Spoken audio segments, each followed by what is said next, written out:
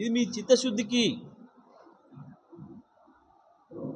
రైతుల పట్ల మీ సోయిలేనితనానికి, మీ పట్టింపు లేనితనానికి నిదర్శనం ఇది. నేను డిమాండ్ చేస్తూ ఉన్నా ఈ జిల్లా రైతాంగం తరఫున, వెంటనే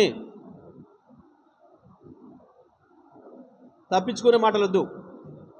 ఏదో మోటార్లు కాలిపోయినాయి, నీళ్ళు రాలే. మోటార్లు కాలిపోతే రైతు కూడా తెల్లాటరికే చేసుకొచ్చుకుంటాడు పోయి రాత్రిపూట ఆడ కూర్చొని.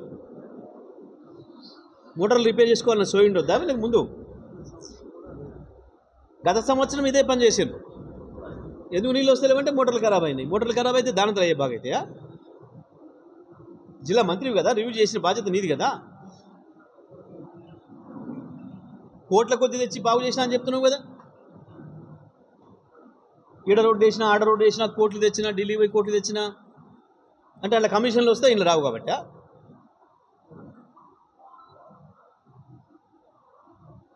ఇలా కమిషన్లు రావు, అందులో వస్తాయి. దాని కొరకేనా? దేని కొరకు? ఎందుకు చేయవు? జిల్లా మంత్రి నీదే కదా బాధ్యత. మోటార్లు చూసుకునే సో ఎందుకు లేదు?